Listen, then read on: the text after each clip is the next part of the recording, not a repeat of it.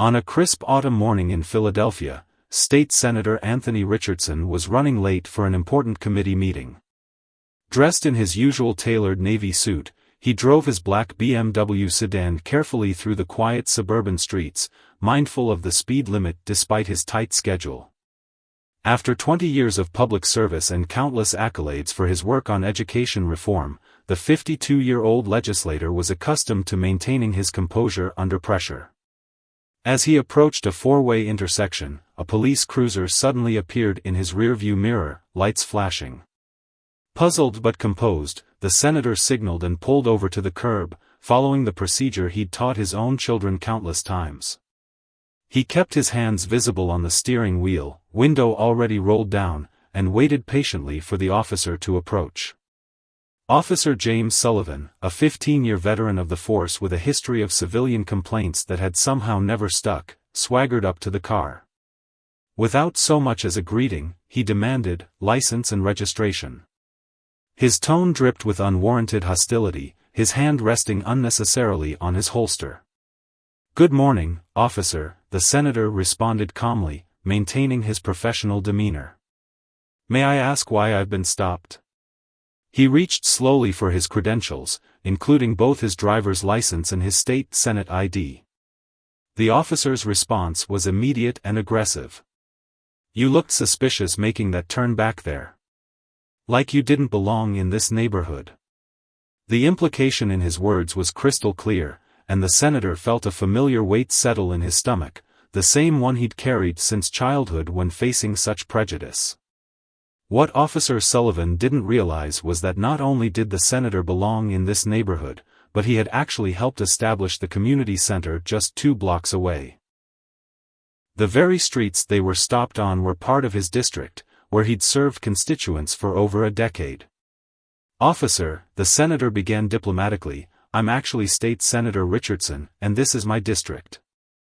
"I'd be happy to." "Yeah, right," Sullivan scoffed, cutting him off. "And I'm the president." "Step out of the vehicle." The officer's hand tightened on his weapon, his face twisted in a sneer of disbelief. A young mother pushing a stroller on the sidewalk had stopped, recognizing the senator immediately. She discreetly began recording the interaction on her phone, her hands shaking but steady enough to capture the unfolding scene. Other residents, drawn by the commotion, began to gather at a safe distance, many of them constituents who had worked with the senator on various community projects.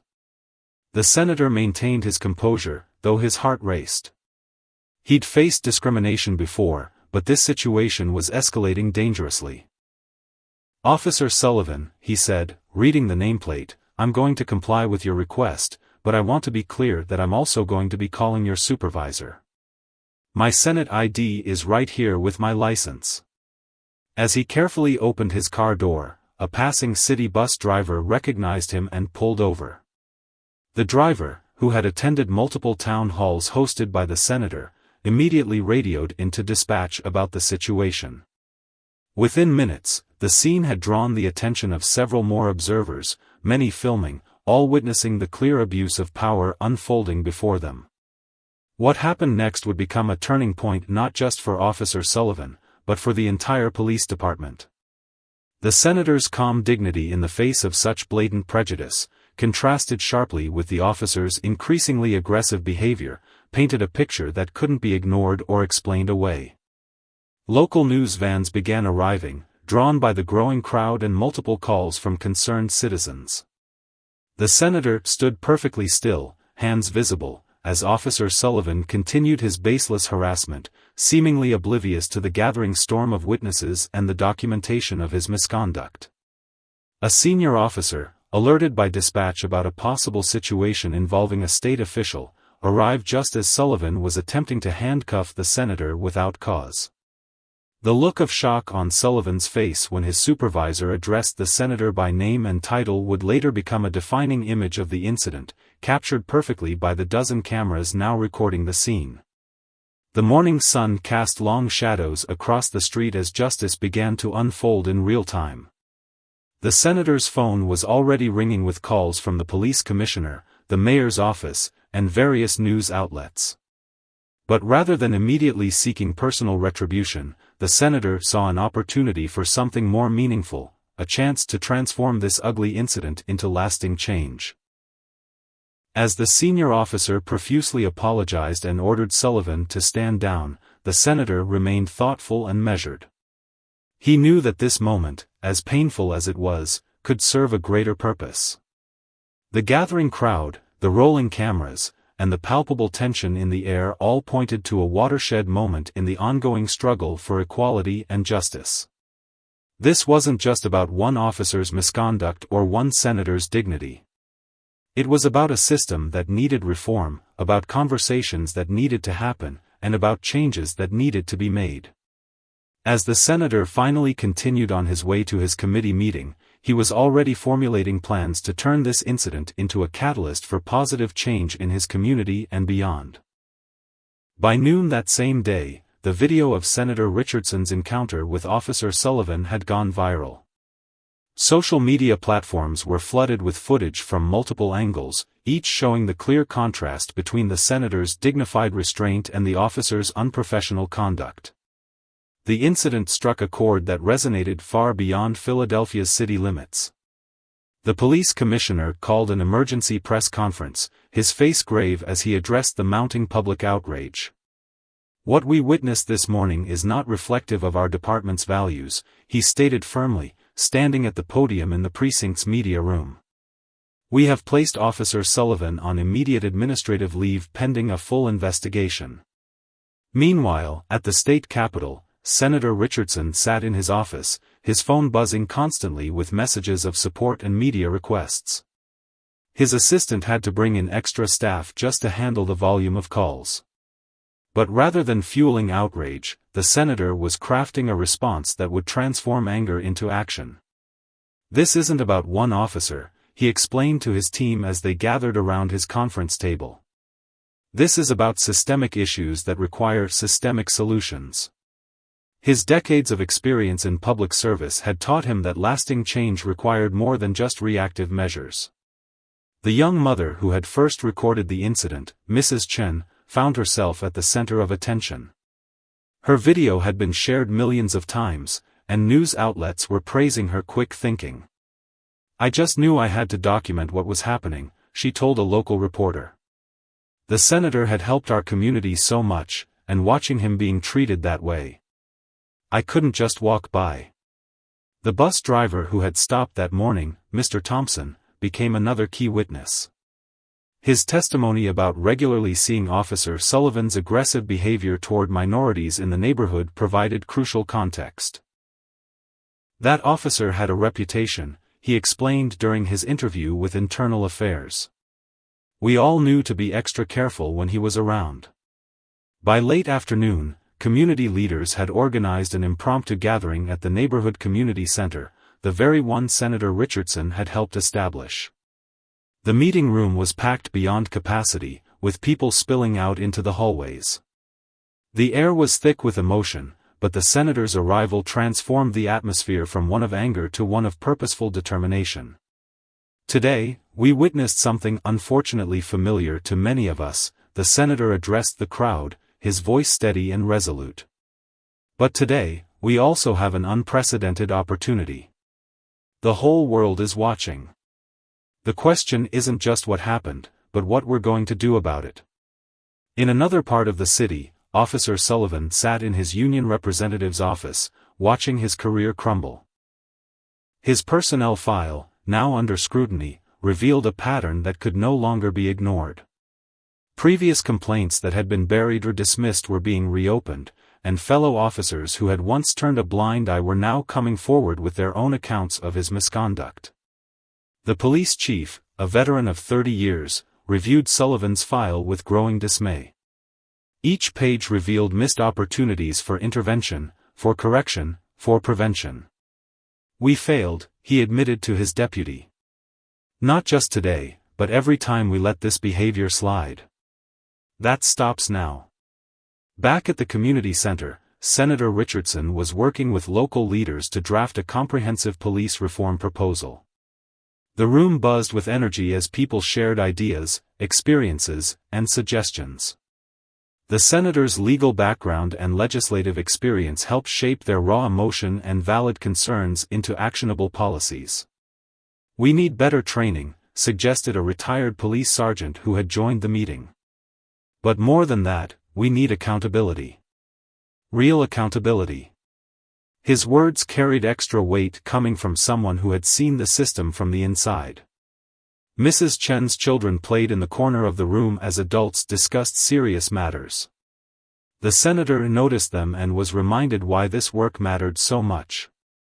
"This isn't just about us," he told the group, gesturing toward the children. "It's about making sure they grow up in a better world than we did." As evening approached, news helicopters still circled the neighborhood. National media outlets had picked up the story, and political figures from across the country were calling to offer support.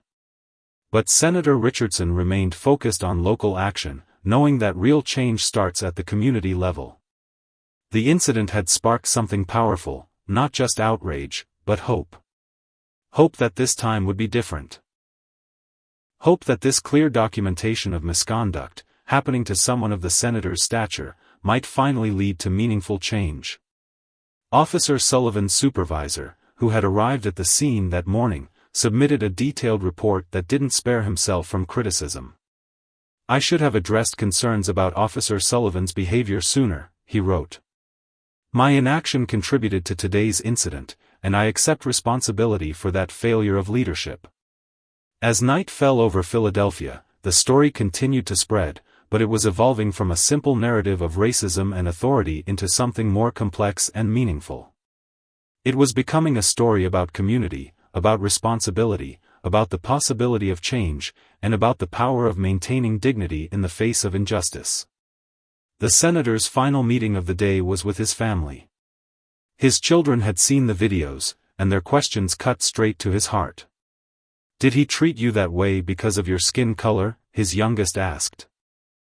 The senator took a deep breath, knowing this was another crucial teaching moment in a day full of them. The following days revealed layers of the story that no one had anticipated. As internal affairs dug deeper into Officer Sullivan's history, they discovered a troubling web of protected misconduct. Former rookies came forward, describing how they were pressured to adopt similar aggressive tactics or face ostracism within their units. The blue wall of silence was beginning to crack. In his modest apartment, Sullivan watched his world unravel. His phone had been silent except for calls from his union representative and lawyer. The officer who had once strutted through neighborhoods with impunity now faced the consequences of years of unchecked behavior. His personnel file revealed 17 previous complaints of racial profiling, all mysteriously marked as unsubstantiated despite clear evidence.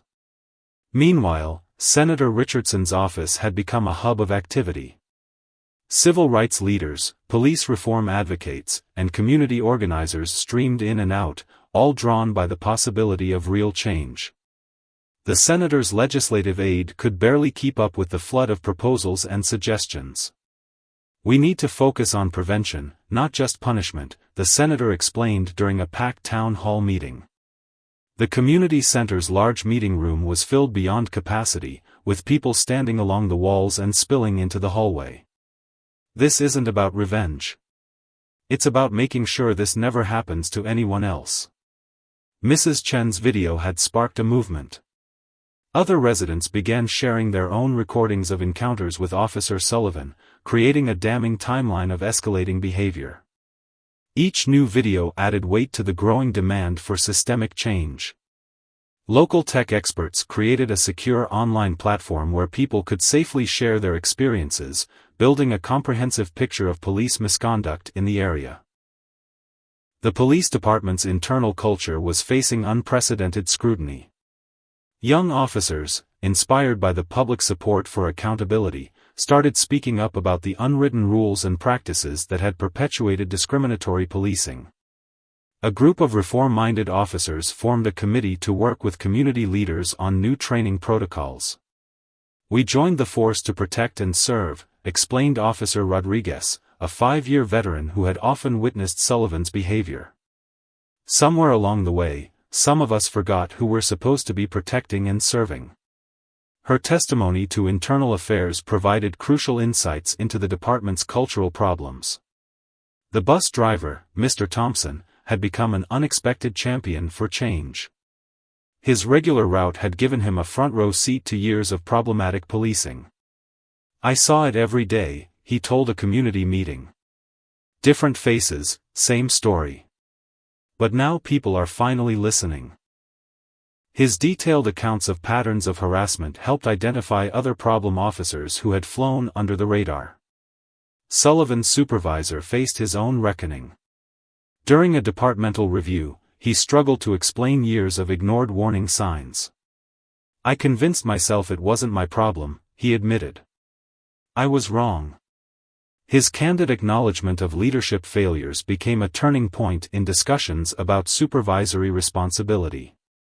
The senator's children had questions that cut to the heart of the matter. During a rare quiet moment at home, his teenage daughter asked, "Dad, why did it take this happening to you for people to care?" The question haunted him, driving his determination to create lasting change. National civil rights organizations offered support and resources, but the senator insisted on keeping the focus local. "Change has to start at home," he explained to his staff.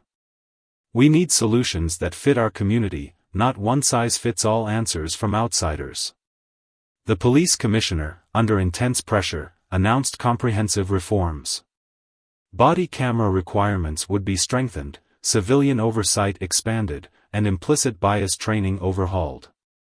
But the senator and community leaders pushed for more fundamental changes in how officers were recruited, trained, and evaluated.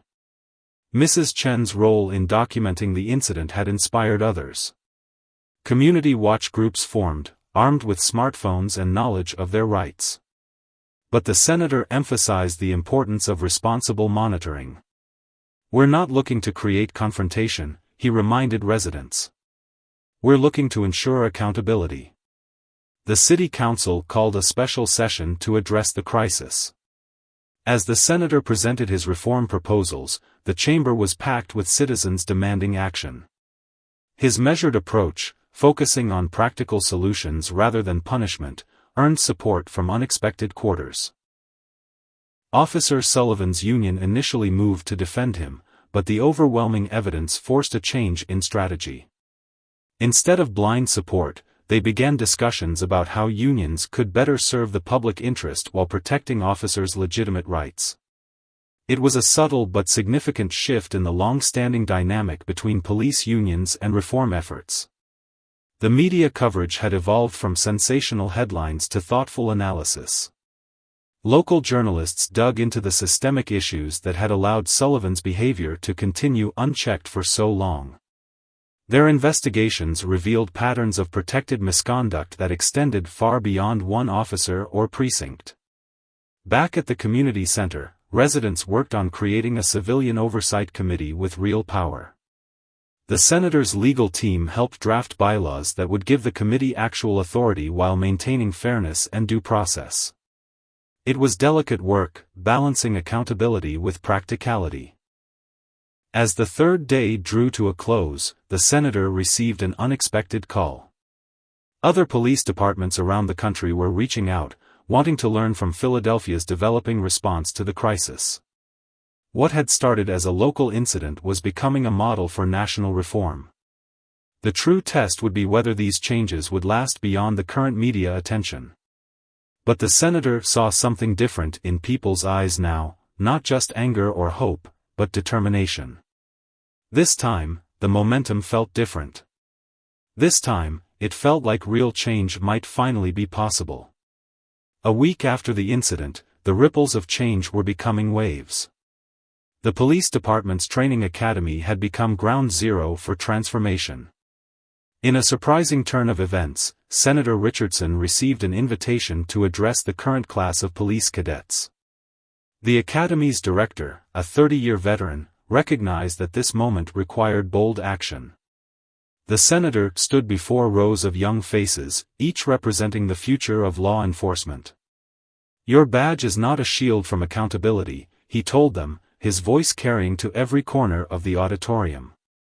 It's a symbol of your commitment to protect and serve everyone in our community, regardless of their appearance, background, or address. Meanwhile, Officer Sullivan had begun a journey of his own.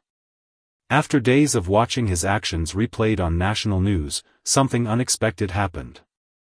He requested a meeting with the senator, not through his union representatives or lawyers, but through his parish priest who had been counseling him. The request sparked intense debate among the senator's advisors. Some saw it as a publicity stunt, others as a security risk. But the senator, after careful consideration, agreed to the meeting under specific conditions. It would take place at the community center, with local leaders present, and would be focused on understanding and change rather than accusations. Mrs. Chen had started a neighborhood watch program that was gaining attention for its positive approach. Instead of just monitoring police activity, the group worked to build bridges between law enforcement and residents. They organized community events where officers could meet residents in neutral, friendly settings. It's about knowing each other as people, she explained during a training session for new volunteers. When officers know the community and the community knows them, everything changes. Her program was already being studied by other neighborhoods as a model for community policing. The bus driver, Mr. Thompson, had been promoted to supervisor and was using his new position to implement changes in how transit workers interacted with law enforcement. His experience had shown him the importance of being an active witness rather than a passive bystander. Inside the police department, reform wasn't just policy, it was becoming culture. Officer Rodriguez had been appointed to lead a new internal accountability unit, staffed by officers who had shown commitment to ethical policing. Their first task was reviewing department policies through the lens of equity and community impact. The meeting between Senator Richardson and Officer Sullivan took place on a quiet Sunday afternoon. The community center's meeting room, usually filled with activity, held only a small group: the senator, Sullivan, the priest, Mrs. Chen, and two community elders who had lived in the neighborhood for over 50 years. Sullivan, stripped of his uniform and authority, appeared markedly different from the aggressive officer from the viral video. "I've had a lot of time to think," he began, his voice barely above a whisper. "I've watched that video hundreds of times, trying to understand why I acted that way. It's not easy to face who you've become." The senator listened more than he spoke, understanding that real change requires space for honest reflection. The conversation that unfolded wasn't just about one incident, it was about years of ingrained behaviors, assumptions, and fears. It was about the weight of history and the possibility of transformation. As the meeting progressed, Mrs. Chen shared stories of how Sullivan's actions had affected local families. Her words weren't accusatory but illuminating, helping Sullivan see the ripple effects of his behavior through the community. The officers' responses showed growing understanding, though everyone knew that real change would require more than one afternoon of conversation. The police commissioner had taken the department's reforms national, speaking at law enforcement conferences about the importance of proactive change. "We shouldn't wait for incidents to force our hand," he told his colleagues. "We need to be leading the way in building trust and ensuring justice." The senator's reform bill was gaining bipartisan support in the state legislature. It included practical measures like improved training and accountability, but also innovative programs for community engagement and officer mental health support. The bill represented a comprehensive approach to changing not just policies, but the entire relationship between police and communities. Local businesses had joined the effort, offering their spaces for community police dialogue sessions. The owner of a popular coffee shop started Coffee with Cops, where residents could have informal conversations with officers in a relaxed setting. These simple interactions were gradually rebuilding trust that had been broken over decades. The Academy's training program was completely revamped. New modules on cultural competency, de-escalation, and community relations were added, taught by a diverse team that included both veteran officers and community leaders. The senator's incident had become a case study in what not to do, but also in how to create positive change from negative situations. Officer Sullivan's journey became an unexpected part of the curriculum. With his permission, his story, including his background, the incident, and his ongoing process of change, was incorporated into training materials. It served as a powerful reminder of how unchecked biases can corrupt the practice of law enforcement. The young mother who had first recorded the incident, Mrs. Chen, found herself leading workshops on active citizenship and responsible documentation of police interactions. Her calm, measured approach to community oversight was helping to create a model for constructive engagement between citizens and law enforcement.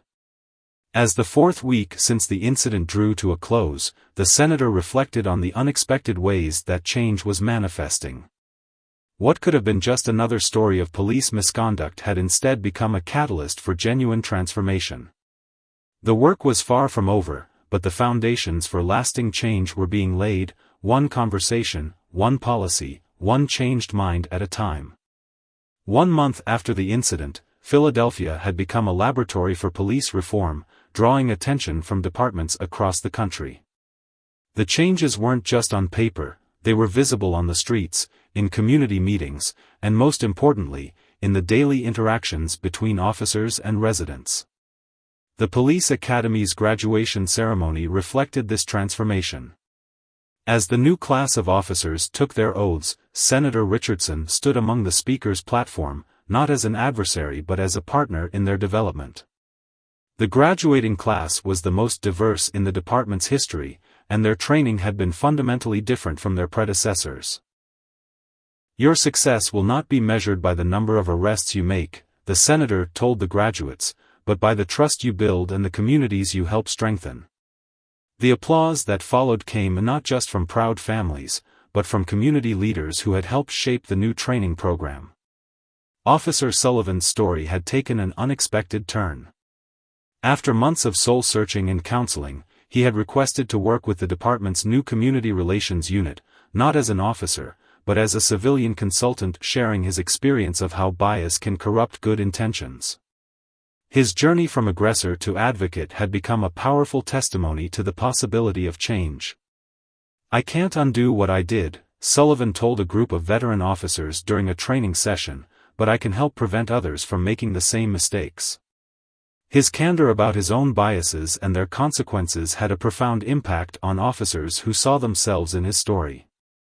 Mrs. Chen's Neighborhood Watch program had evolved into a model for community police partnership.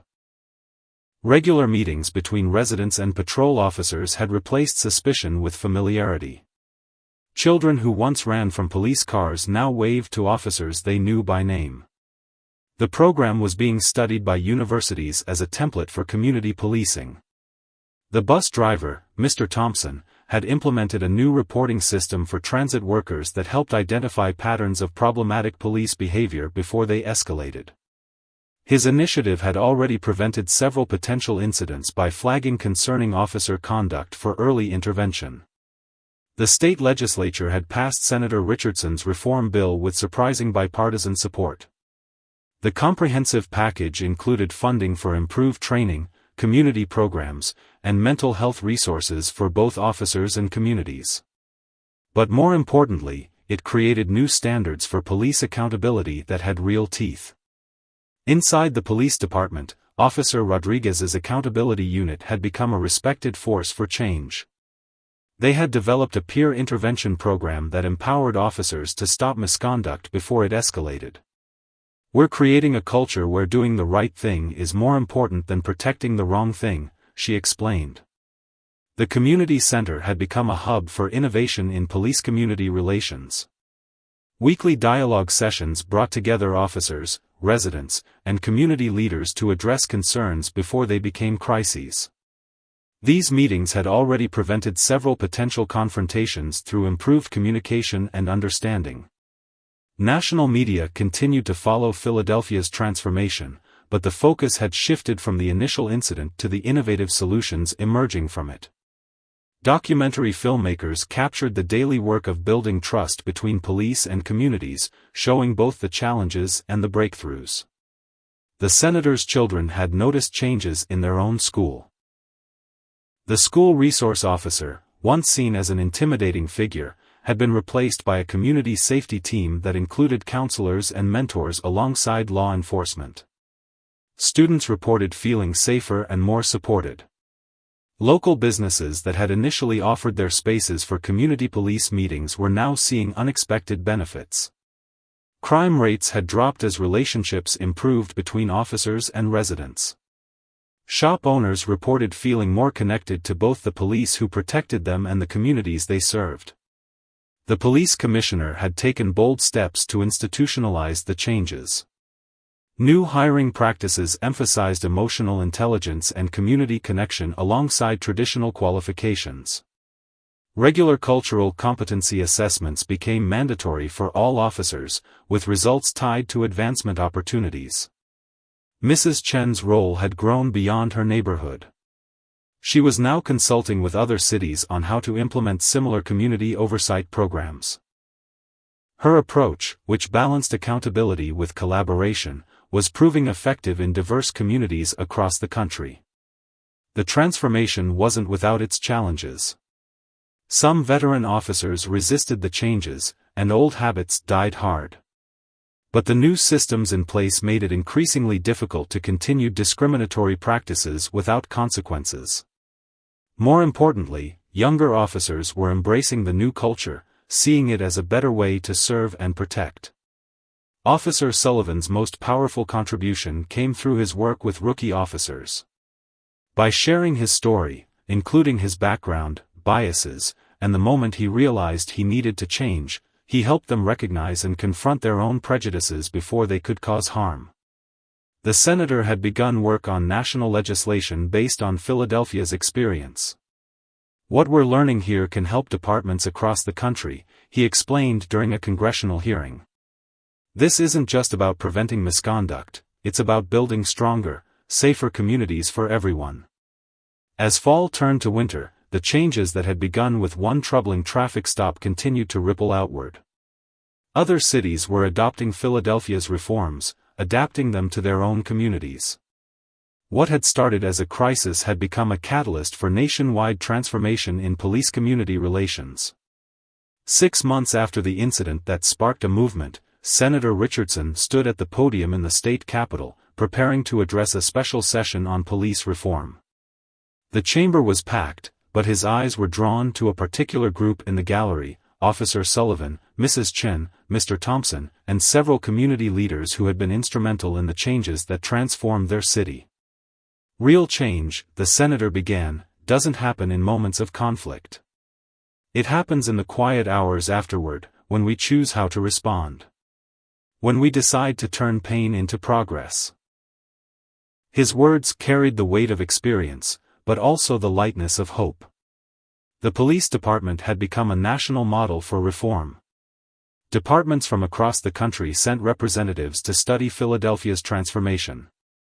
The training academy had been completely reimagined, with a curriculum that emphasized community engagement, cultural understanding, and ethical decision-making alongside traditional law enforcement skills. Officer Sullivan's journey had perhaps been the most surprising. After months of working with the Community Relations Unit, he had found his true calling, teaching other officers about the dangers of unchecked bias. His candid accounts of his own transformation had become powerful teaching tools, helping others recognize and address their own prejudices. "I used to think power came from fear," Sullivan told a gathering of police supervisors from various states. "Now I understand that real authority comes from respect and trust." His story had become a case study in personal transformation, showing that change was possible even for those who seemed most resistant to it. Mrs. Chen's Neighborhood Watch program had expanded into a citywide network of community safety initiatives. The program's success had attracted funding from major foundations, allowing it to provide training and resources to other communities looking to improve police-community relations. "We're not just watching anymore," she explained during a national conference on community policing. "We're participating in creating the kind of law enforcement our communities need." Her model of constructive engagement had been adopted by cities across the country, each adapting it to their local needs. The bus driver, Mr. Thompson, had been promoted to Director of Transit Safety, where he implemented a comprehensive program for cooperation between transit workers and law enforcement. His innovative reporting system had been adopted by transit authorities in other major cities, creating a network of early warning systems for problematic police behavior. Inside the police department, Officer Rodriguez's accountability unit had become a cornerstone of the reformed force. Their peer intervention program had successfully prevented numerous incidents of misconduct, and their training methods were being studied by police academies nationwide. The blue wall of silence has been replaced by a culture of integrity, Rodriguez explained to a journalist. Officers now understand that protecting each other means stopping each other from making mistakes, not covering them up afterward. The community center had evolved into a hub for innovation in public safety. Regular meetings between officers and residents had moved beyond dialogue to active collaboration on neighborhood safety initiatives. Young people who once viewed police with suspicion were now considering careers in law enforcement, seeing it as a way to serve their communities. The senator's children had started a youth advisory council that brought students together with school resource officers to address campus safety concerns. Their initiative had spread to other schools in the district, creating new channels of communication between young people and law enforcement. Local businesses that had supported the initial reforms were now seeing concrete benefits. Crime rates had continued to fall as community-police relationships strengthened. Shop owners reported feeling more secure, not just because of police presence, but because of improved community connections. The police commissioner had been invited to speak at the United Nations about community-oriented policing. Philadelphia's experience had become a case study in how to transform law enforcement culture from within while building stronger connections with the communities served.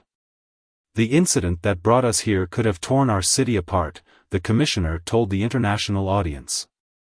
Instead, it brought us together in ways we never expected. His words reflected a truth that had become evident: crisis, properly handled, could become opportunity.